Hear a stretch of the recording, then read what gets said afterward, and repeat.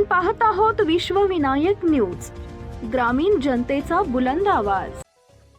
राष्ट्रीय महामार्ग क्रमांक 48 वर हरिओर तालुक्यातील गोलरट्टू गावाजवळ एक भीषण रस्ता अपघात झालाय, ज्यामध्ये एका बसला आग लागून 17 जणांचा होरपळून मृत्यू झाल्याची माहिती आहे।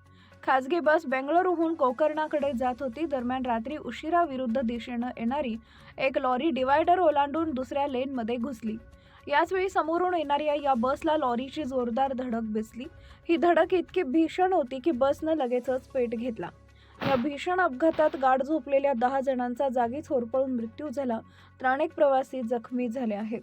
जखमी प्रवाशांना तातडीने हिरियूर आणि चित्रदुर्ग जिल्हा रुग्णालयात उपचारासाठी दाखल करण्यात आला आहे। पोलिसांच्या माहितीनुसार हिरियूरहून बेंगळुरूकडे जाणारी लॉरी रस्ता दुभाजक ओलांडून दुसऱ्या लेनमध्ये घुसली आणि बसशी धडकली, ज्यामुळे हा दुर्दैवी अपघात झाला।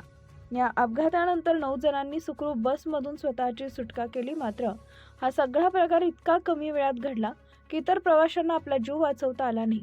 तेथील काही जण गाढ झोपेत होते, त्यामुळे त्यांना काही कळेपर्यंत हायवेवर अग्नितांडव झाला। जखमीमधील काही जण गंभीर जखमी आहेत, त्यामुळे मृतांचा आकडा वाढण्याची शक्यता व्यक्त करण्यात येते आहे। उमरगा, धाराशिव। मुख्य संपादक विकास गायकवाड, विश्वविनायक न्यूज। अशाच ताज्या बातम्या पाहण्यासाठी विश्वविनायक न्यूजला लाईक करा, सबस्क्राईब करा आणि बेल आयकॉन प्रेस करा।